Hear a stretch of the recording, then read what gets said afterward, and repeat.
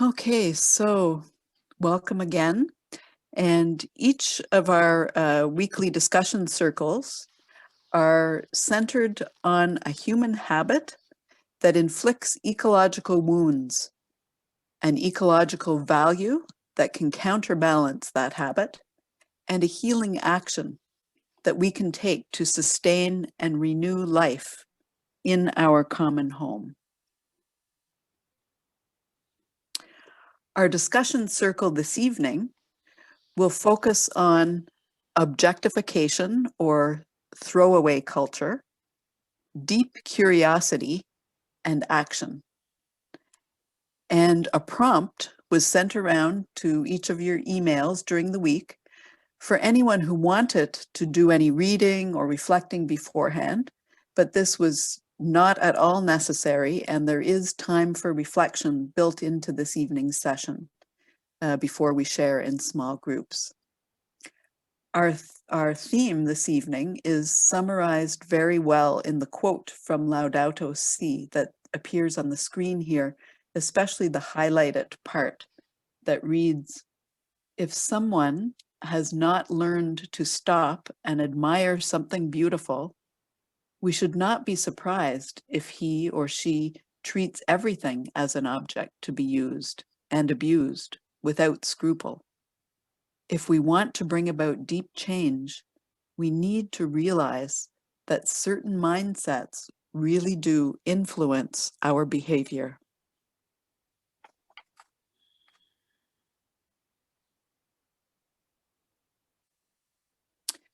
So this evening we are focusing, as I said, on this ecological woundedness of objectification or throwaway culture, on deep curiosity, and on action. So we're really looking at, taking a deep dive into this wound of our culture that we're really steeped in by the fact that we belong to humanity. And these systems that we are a part of have reached a point that we see that what they're doing to Earth, community, to our relationships with each other. And Laudato Si is one of the many voices today that is calling us to examine ourselves and to look with deep curiosity at other created beings in the world, to listen to them, learn from them, ask them, what are you asking of us? And to be open to transformation. So this is what our evening is about tonight, our reflection and discussion. What is Earth asking of us? And what action might curiosity evoke in us if we approach Earth with curiosity? So we're going to continue with a song and then followed by a reading, which Cecily will read for us. And this will be followed by a time of silence, and we will come back together then for sharing, first of all in threes or fours, and then all together as a large group. So let us get comfortable and take a deep breath. Relax from the busyness of the day that you may be coming from, letting go of tension in your body, worries that you may be carrying in your mind or your heart.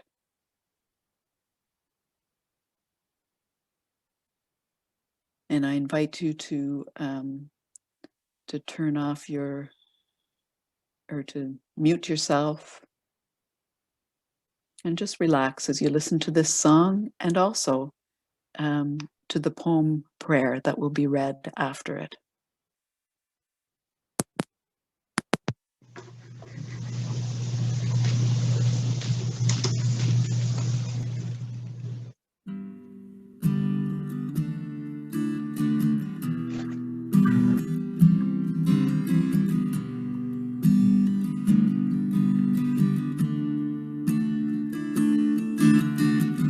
People say to me, oh, you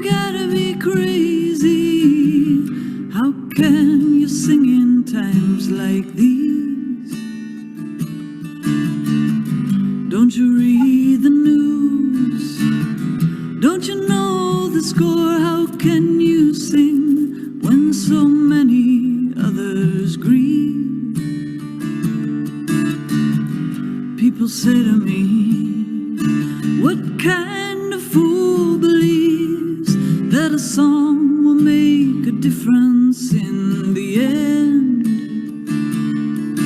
By way of a reply, I say a fool such as I, who sees a song as somewhere to begin. A song is somewhere to begin. The search for something worth believing in.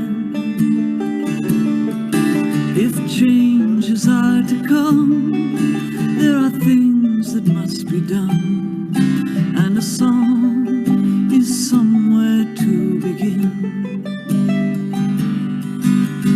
And people say to me, oh, you gotta be crazy. How can you dream in times like these? Don't you read the news? Don't you know the score? How can you dream when so many others grieve? People say to me, what kind of fool believes that a dream will make a difference in the end? By way of a reply, I say a fool such as I, who sees a dream as somewhere to begin. A dream is somewhere to begin.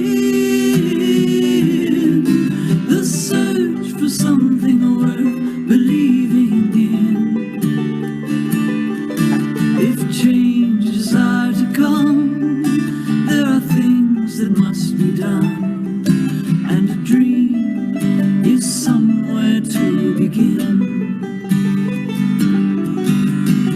And people say to me, oh, you gotta be crazy. How can you love in times like these? Don't you read the news? Don't you know the score? How can you love when so many others grieve?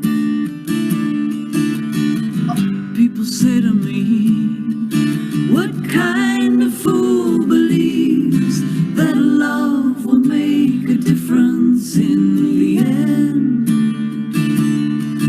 By way of a reply, I say a fool such as I, who sees a love as somewhere to begin. Love is somewhere to begin.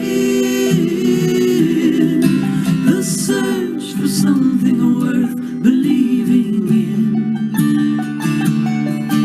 If changes are to come, there are things that must be done, and love is somewhere, and a dream is somewhere, and a song is somewhere to begin.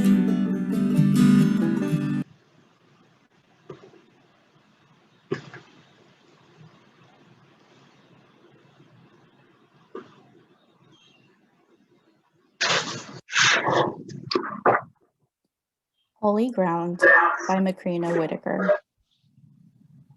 My bare feet walk the earth reverently, for everything keeps crying. Take off your shoes. The ground you stand on is holy. The ground of your being is holy. When the wind sings through the pines like a breath of God, awakening you to the sacred present, calling your soul to new insights, take off your shoes.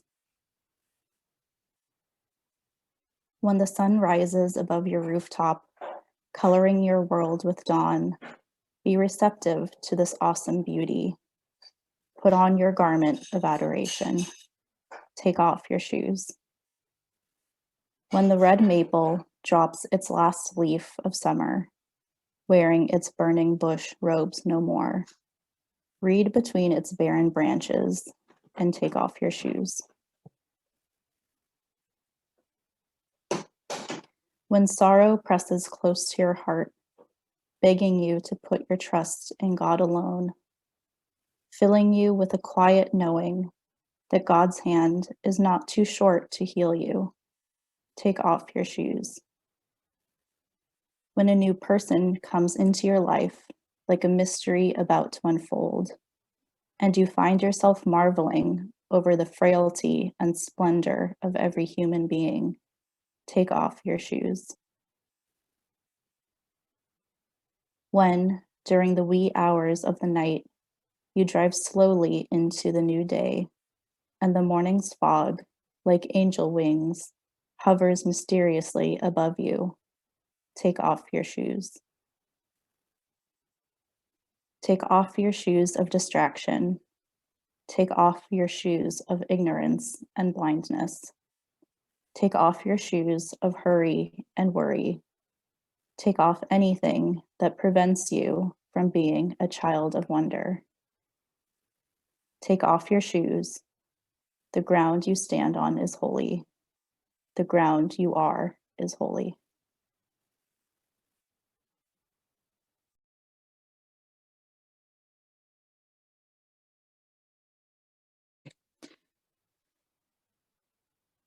We'll take 10 minutes of silence now.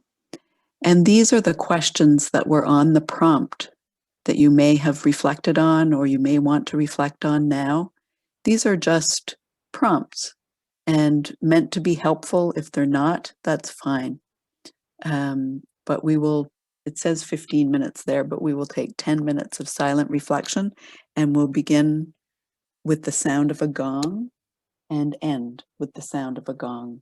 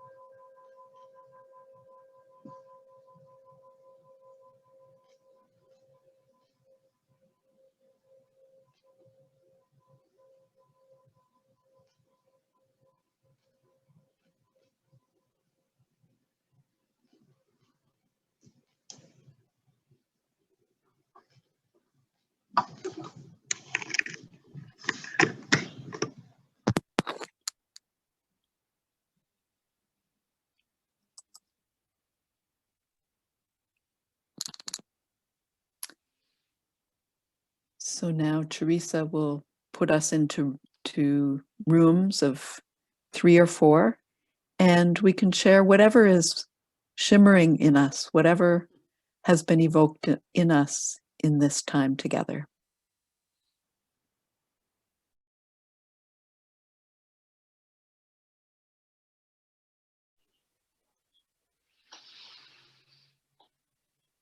Our group talked about increasing like curiosity and awareness as probably 2 of the key factors to decreasing objectivity and treating things more as subjects.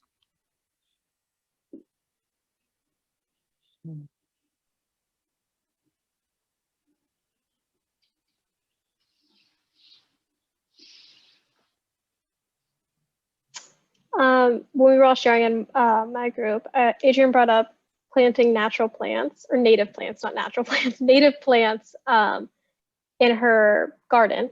And I had never thought about that before. And I think my local library, which is a few blocks away, actually has like a native plants garden, and they do a really good job with like educating kids and like adults.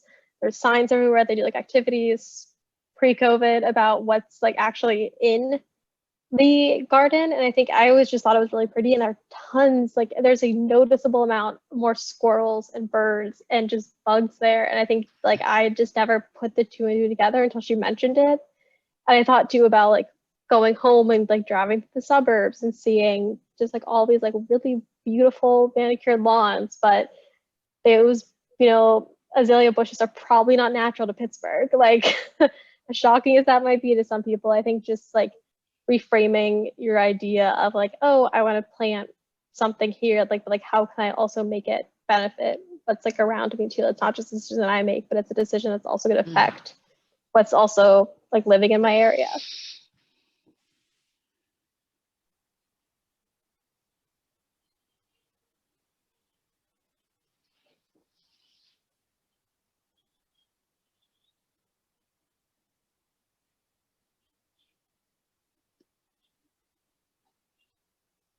Native plants came up in our group too.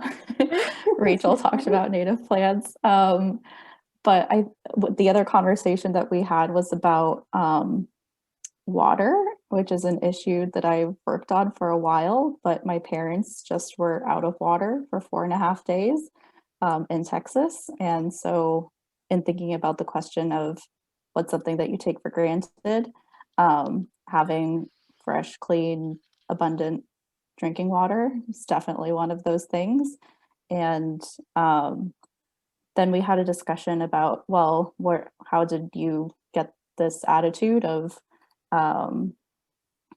being able to take those things for granted? And so we had a really interesting conversation about privilege and how the reasons that we are able to take things for granted and the reasons that we're able to make decisions to one of the examples was was like the beeswax like food wrappers instead of plastic food wrappers, or to compost, or to make any number of more ecologically just decisions, is because we have a certain level of privilege that we can choose to do those things and we can afford to do those things. Thinking about my parents and how one of the reasons that they were able to get through those days without water and clean water in the tap is because they were able to purchase plastic bottled water, which is something that in regular circumstances we would never do. And so kind of thinking about that paradox and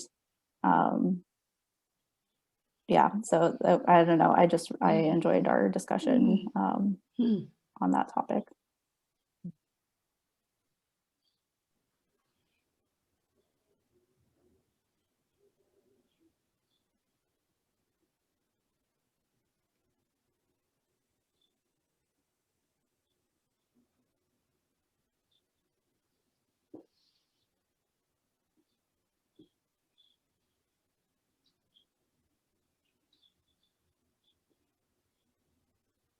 Sound of the guitar was very welcome, and the beautiful song that really got it right, talking about somewhere to begin. And then mention of car usage came up, and just awareness of our, again, what you said, are you Cicely? Mentioned about our privilege, privileged situation being in the Western world. Yeah, so it's really the point of awareness and about, and the taking off your shoes because it's holy ground. And the ground of our presence is just really, I found this really very prayerful, and just the whole reflection. And we spoke about how while the people are wounded because of COVID, the world started to heal a little bit. So there was a sense of hope for the planet that, well, if we really get together and do something, that there really is hope for healing.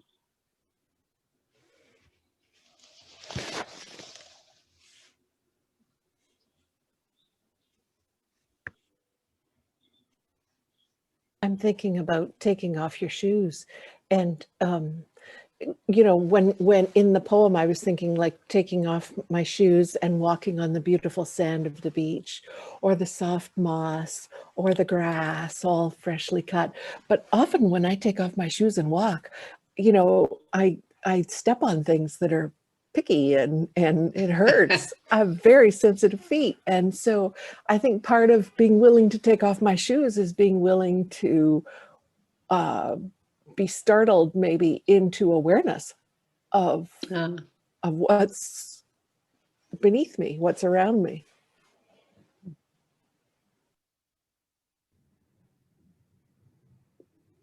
One of the things that struck me in our group was our sharings were all quite similar.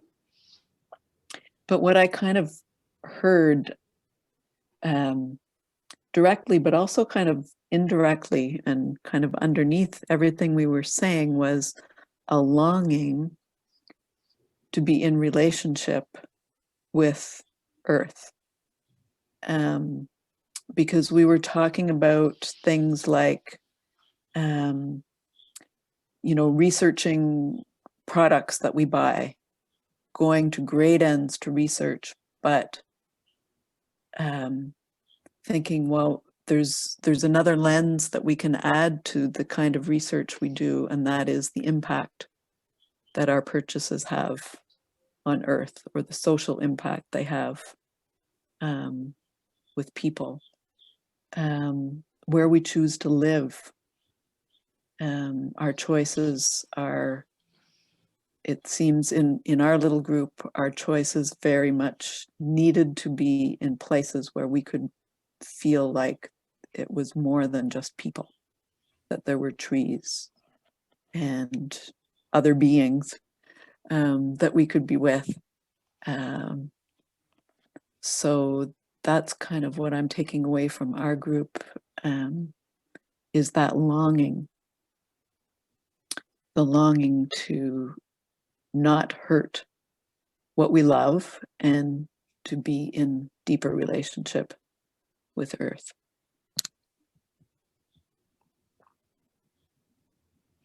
I was surprised that during my meditation, what came up for me were thoughts about food waste, and I became that curious about, so what am I doing about that part of the earth, contributing to, or how can I reduce it? And so I shared just, the market I go to has a couple different markets have, produce that are, you need to use them today, or within 24 hours, or they will be wasted.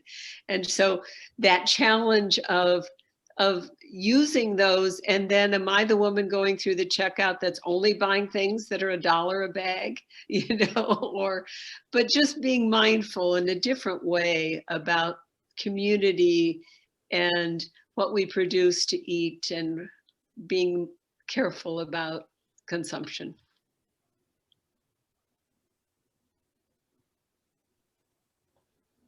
Sheila, from your point about needing to feel love and beauty in the communities where we live, where I am, the aesthetic around me, the landscape is pretty much all human.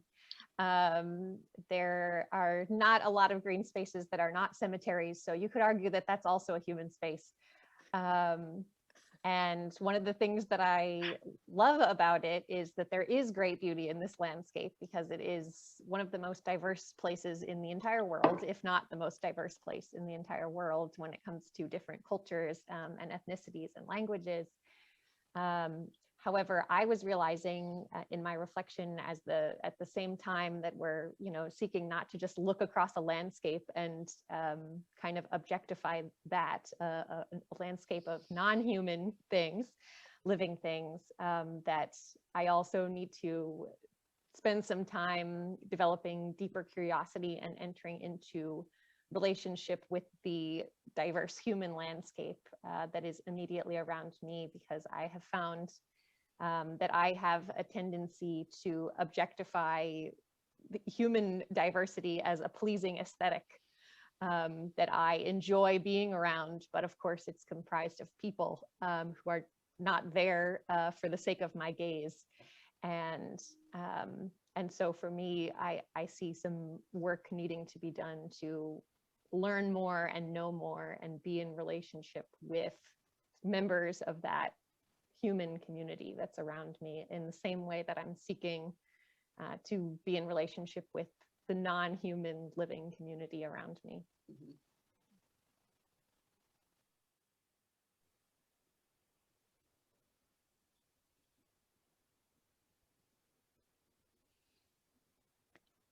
Well, thank you so much, everyone, for your sharing, for being here, and for being a community that supports each other. We share a lot of longings and a lot of dreams for our relationship with other humans and with Earth. And so I invite us to go into this week, keep holding each other in our hearts and drawing courage, knowing that there are others who also have the same longings and dreams that we have for a transformed world and transformed ways of being and doing. So I now am going to share my screen again. And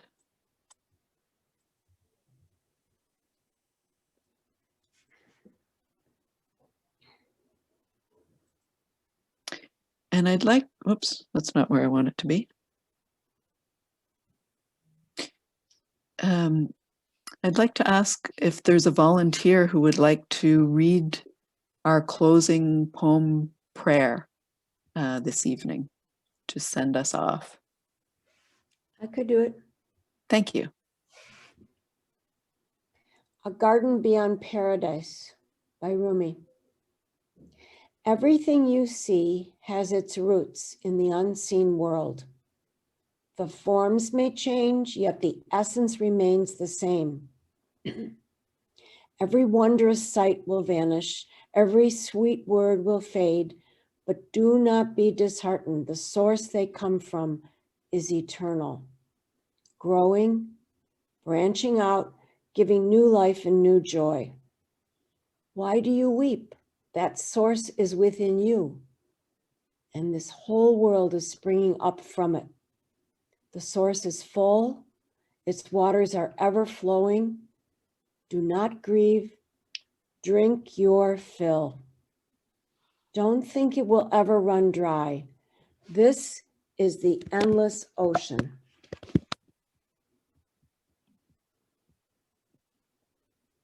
Thank you, Beverly. So before we say so long for this week, just a reminder that there will be a prompt sent to each one for week 2. That will be sent out very soon, so you can take some time to prepare if you'd like for next Monday's reflection.